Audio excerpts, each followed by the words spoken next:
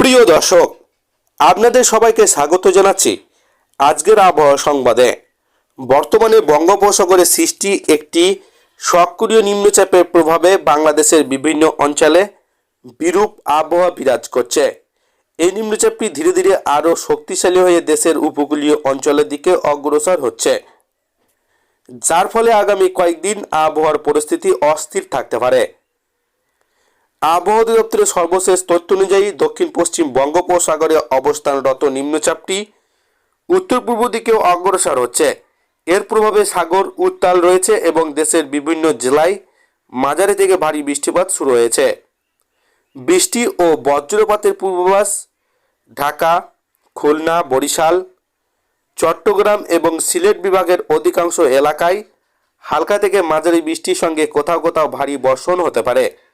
সেই সঙ্গে বজ্রসহ বৃষ্টি এবং দমকা হাওয়া বয়ে যাওয়ার আশঙ্কাও রয়েছে। বিশেষ করে বিকেল ও রাতের দিকে এই বৃষ্টির প্রবণতা আরও বাড়তে পারে। ঝোড়ো হাওয়া ও সতর্কতা। নিম্নচাপের কারণে দেশের উপকূলীয় অঞ্চলে দমকা ঝোড়ো হাওয়া বয়ে যেতে পারে, যার গতিবেগ ঘন্টায় 40 থেকে 60 কিলোমিটার পর্যন্ত হতে পারে।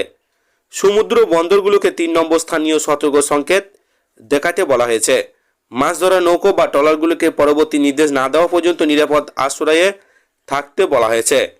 সমুদ্র অবস্থান। বঙ্গোপসাগর এবং বর্তমানে বেশ উত্তাল রয়েছে। ঢেউয়ের উচ্চতা স্বাভাবিকের তুলনায় বৃদ্ধি পেয়েছে। জেলেদের জন্য এই সময় সমুদ্রে যাওয়া ঝুঁকিপূর্ণ, তাই সবাইকে সতর্ক থাকার আহ্বান জানানো হয়েছে।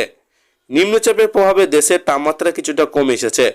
দিনের তাপমাত্রা 2 থেকে 4 ডিগ্রি সেলসিয়াস পর্যন্ত কমতে পারে, ফলে কিছুটা স্বস্তি অনুভূত হচ্ছে। তবে আর্দ্রতা বেশি থাকায় ভ্যাপসা গরম পুরোপুরি কমেনি। অপ্রয়োজনীয় বাইরে বের হওয়া থেকে বিরত থাকুন। বজ্রপাতের সময় খোলা স্থানে না থাকা এবং নিরাপদ স্থানে আশ্রয় নেওয়ার পরামর্শ দেওয়া হচ্ছে।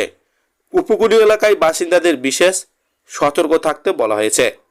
আবহাওয়া বিভাগ জানিয়েছেন, এই নিম্নচাপটি আরও ঘনীভূত হয়ে গভীর নিম্নচাপে পরিণত হতে পারে।